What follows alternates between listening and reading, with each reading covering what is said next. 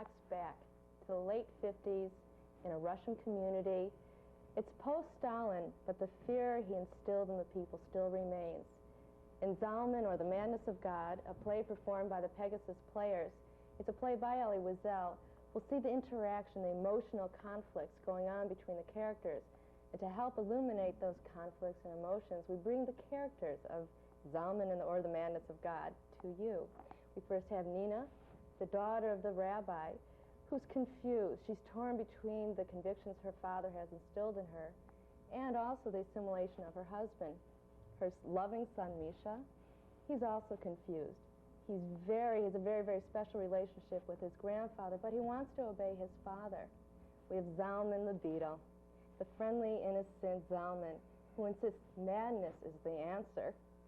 And we have the chairman, who wants to stick to the rules, go by what society says is right. So the chairman, we start with you. What is the core of this debate? The core of the debate is how one comports himself when he's living on the knife edge of two cultures. My loyalty to my co-religionists is there at all times. This is may not always be apparent to the audience, but certainly I feel this. I must also cooperate, work with the Soviet authorities. I have to satisfy them. I can't just do a lick and spit and polish job. I have to do a very competent job of maintaining a kind of order, at least a surface peace in the Jewish community. But I recall you said there's nothing to hide, nothing to fear. Patience is a condition to survival. If there's nothing to fear, why not just speak out and openly express your religion? There is nothing to fear because we have schooled ourselves, we have disciplined ourselves not to speak out. We are conditioned to bear the slings and arrows of outrageous fortune, if you will, without wincing. And therefore, the Russians, the Soviet authorities may, even on Kol Nidre night, come and observe our synagogue services because my people have become so inured to domination and subjection that even under the very gaze of their Soviet masters, they can maintain a calm demeanor which hopefully will fool the authorities. Zalmen, you look a little perplexed. Does this bother you? Yes. To just sit and let them watch us, to do nothing, is not to be a Jew. We must fight with our words, with what we are. Kol Nidre, we are not bound by old promises, by promising to sit quiet and do nothing, by denying what we are. But if it's safer, why are you so determined to persuade the rabbi to become mad? It's so much safer to be quiet. To be safe, we could be anyone. Anyone can sit and be quiet and let people roll all over us. Let us be forgotten. We are forgetting. Well, Rabbi, are you having doubts, regrets? You seem depressed. Things aren't going so well, are they? Why don't you follow my advice? Why don't you follow me? Let go, Rabbi. Let yourself go mad. Let the future take care of the future. Make this one evening count. This is a unique opportunity, a chance offered by God. You know that if you let it pass you by, you're a coward. You lack imagination, Rabbi. You've lost hope, that's bad enough. But worse, you have closed yourself to imagination, and that's unforgivable. For we are the imagination and the madness of the world. We are imagination gone mad. One has to be mad today to believe in God and in man. One has to be mad to believe. One has to be mad to want to remain human. Be mad, Rabbi. Become mad tonight. Just tonight. And God on his throne will envy you your light. Oh, you're afraid, I know. Don't be. Madness is an answer to fear. Become mad, and fear will shatter at your feet, harmless and wretched. Tear your fear out by the root. Let it not become your darkness and your night, your silence and your lie, or what is worse, your truth and your God. Become a rabbi once more, a leader who points the way, a keeper of the flame, a smasher of idols. One word, one gesture, one outcry, and the gates of legend will open to you. Oh, I understand you, but I feel sorry for you. Here you are defeated, and you have never fought. You have prayed for nothing. You have lived for nothing. It is almost as if you have never lived at all. Did you understand what I said? I am waiting. I am waiting for you.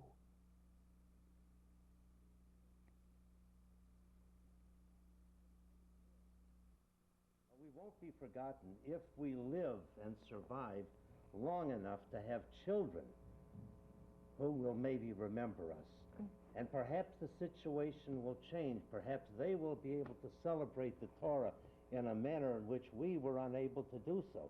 But we kept the flame of life alive by submitting, yes, submitting, or as I say, by collaborating, or at least playing the game of collaboration. But Chairman, here we have the perfect example of Nina and Misha. Nina is the daughter of the rabbi, yet she's not sure how she's going to raise Misha. Is that true? No, I've decided. I can't let him be part of the traditions of the past.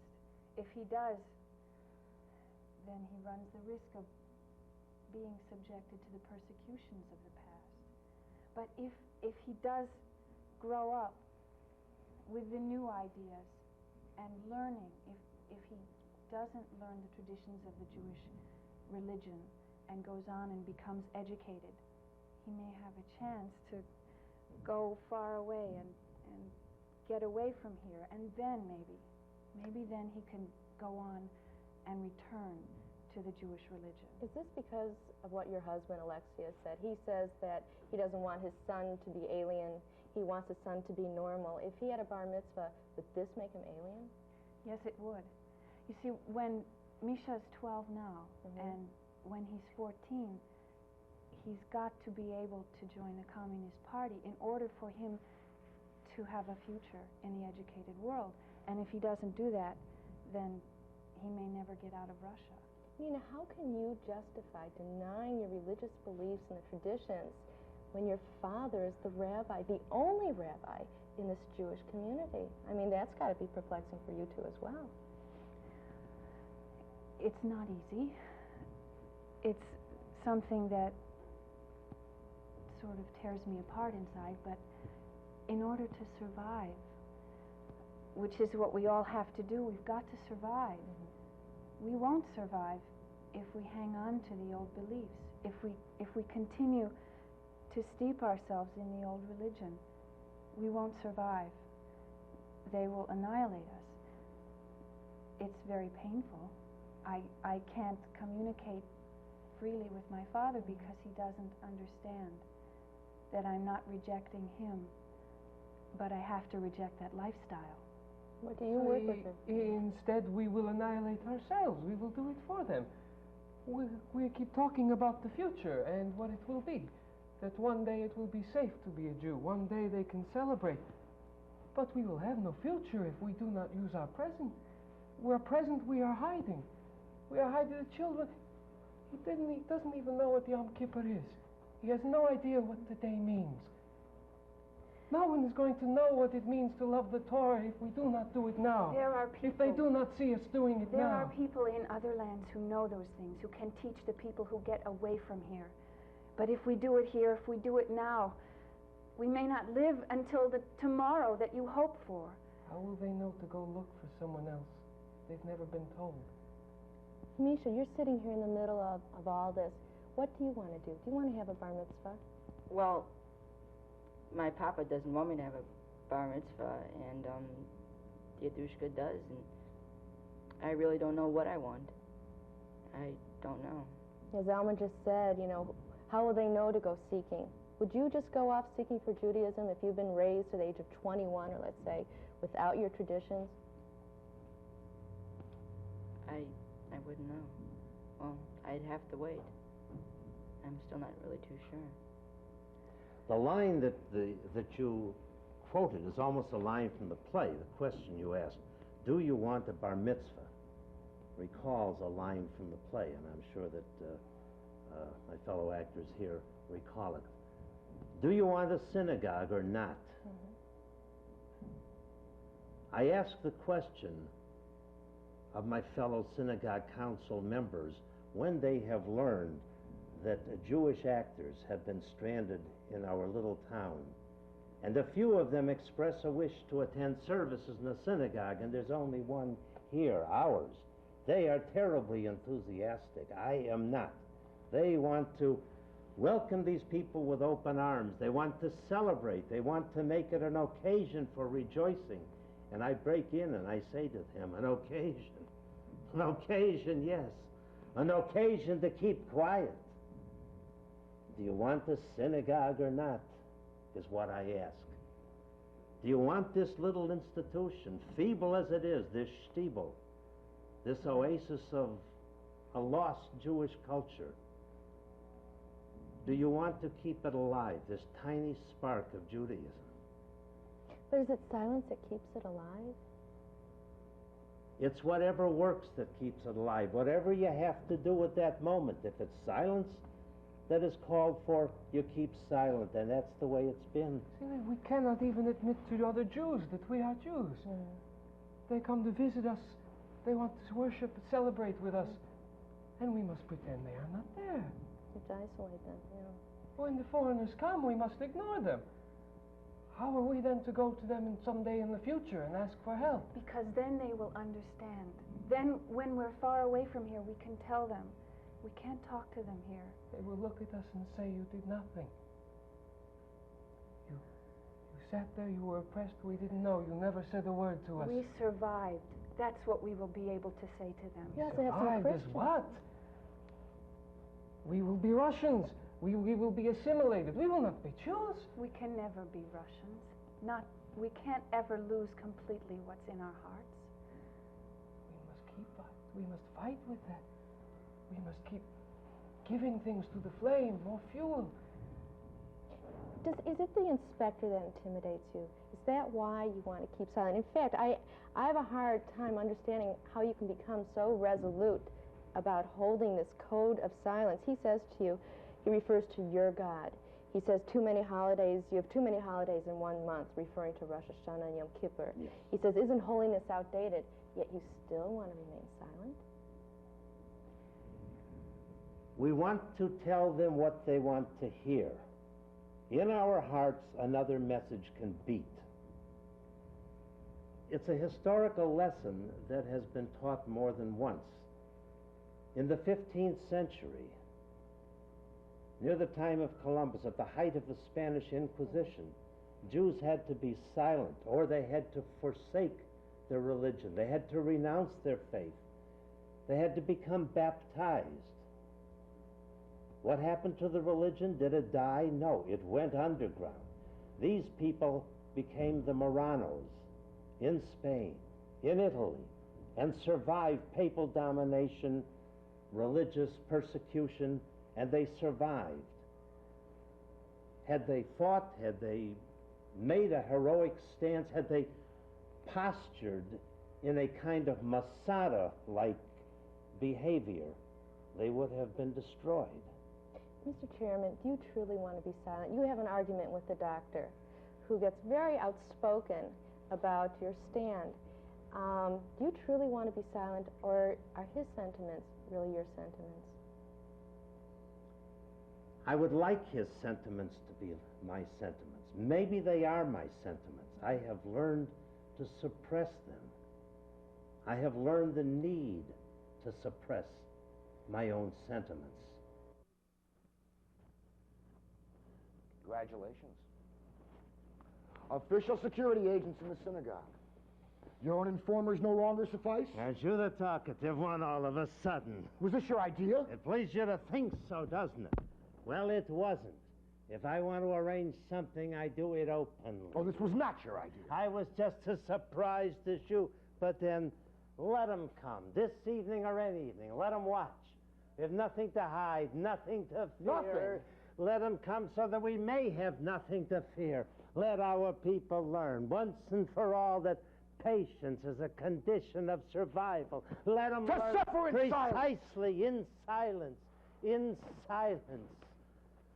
We're living in difficult times. Yes, Stalin's dead and things are a little better. Why hurry too fast? Why risk everything by provoking the authorities? Where's all this going to lead? I say we must accept and endure it. Don't be shocked. Collaborate, or at least play the game of collaboration. That is your game. And you play it well, with plenty of conviction. I do. And believe me, my method is valid. It's been tested so many times, over and over again. So why do you want to fight me? Why are you my enemy? I'm not your enemy. I fight you so little and so poorly. Don't tell me you're my friend. I'm not. And I'll tell you why. It is true.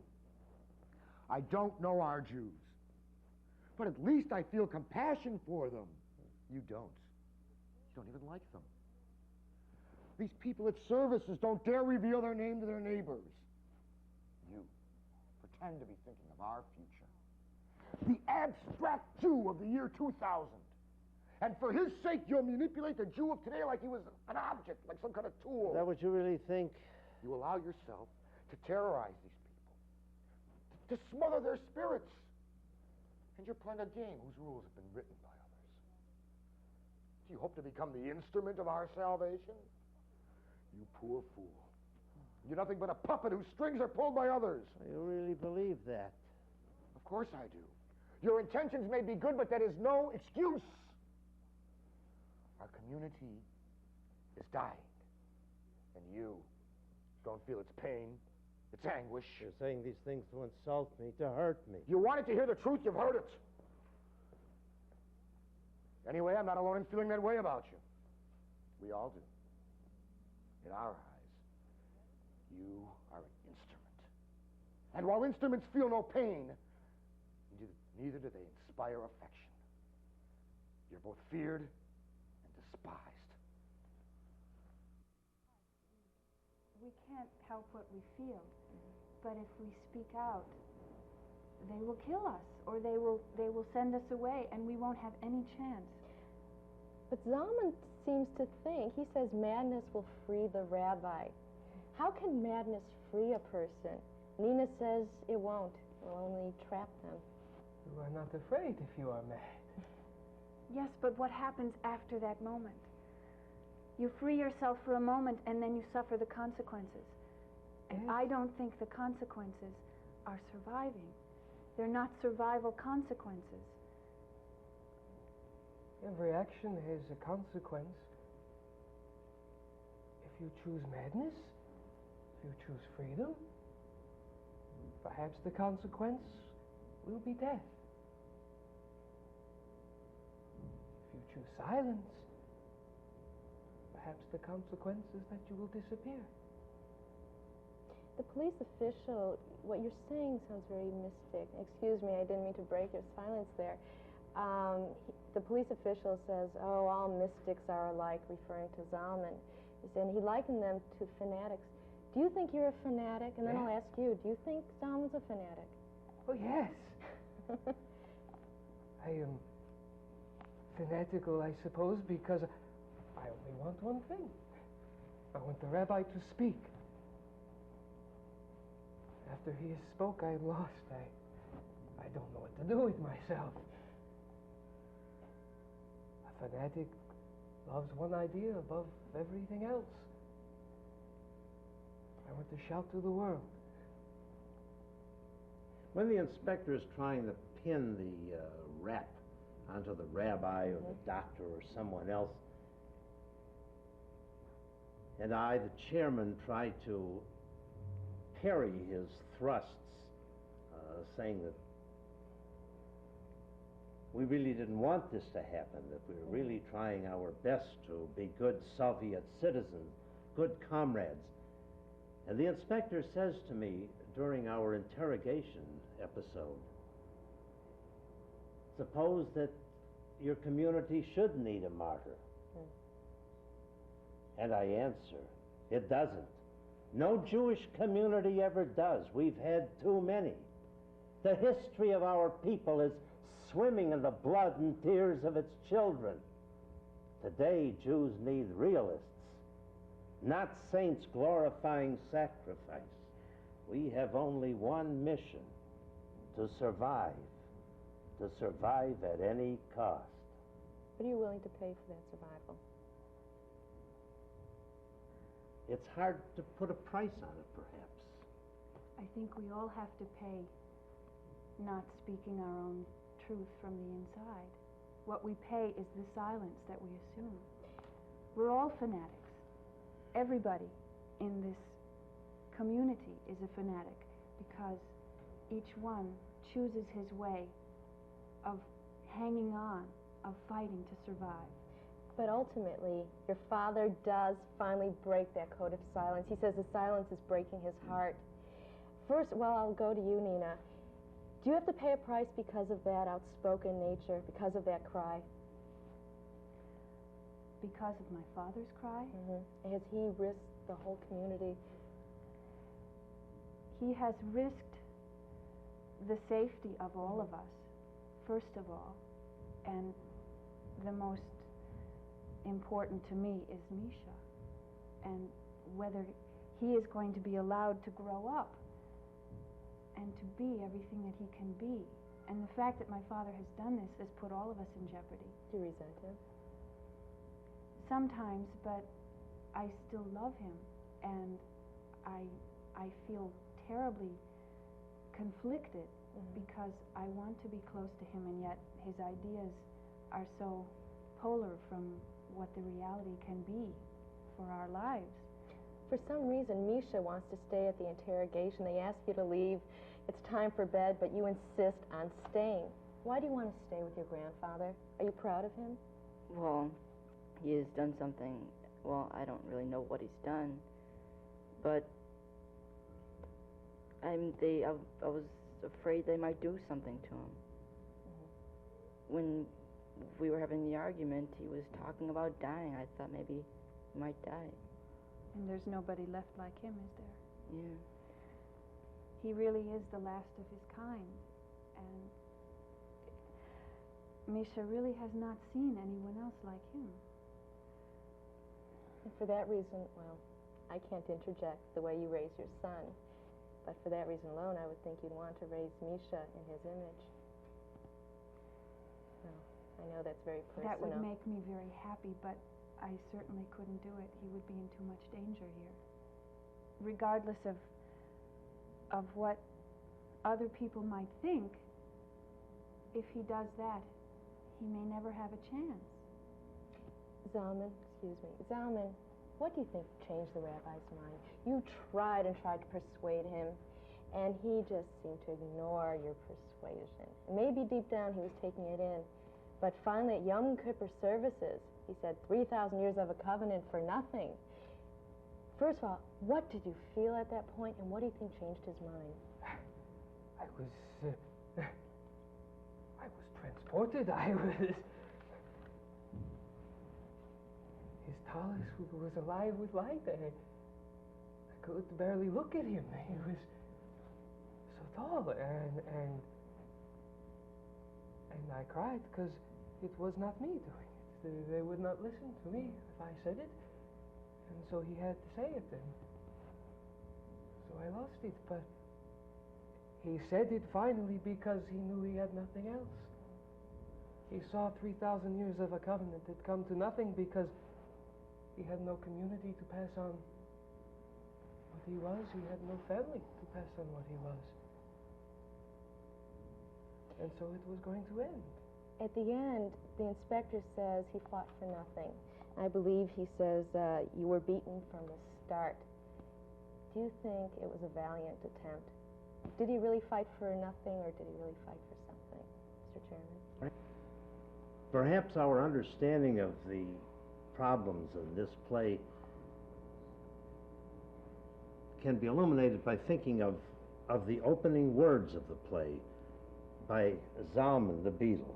My Beatle, Zalmen. Can your lovely words at the beginning of the play? Would you like me to tell you a story? The story is beautiful, but not necessarily true. It couldn't happen. Not here. Not now. It's too late. It's much too late. And of course, the play closes on the same note with virtually the same words. So we know all the time that we have been the witnesses of fable. So the rabbi's gesture, too, is a fable. And Wiesel knew that as well. Is it like a dream? It's a wish. Mm-hmm. A wish, yes. What are your final words, your wish?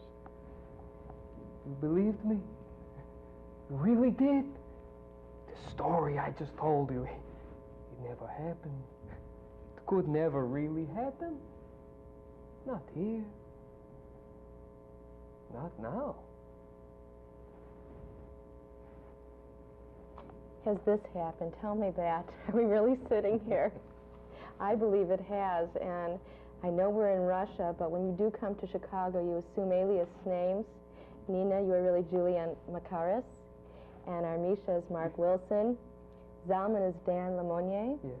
And for Mr. Chan, we have Franklin Alexander, the Pegasus players. Thank you so much for being here. And for Focus, I'm Deborah Palmer.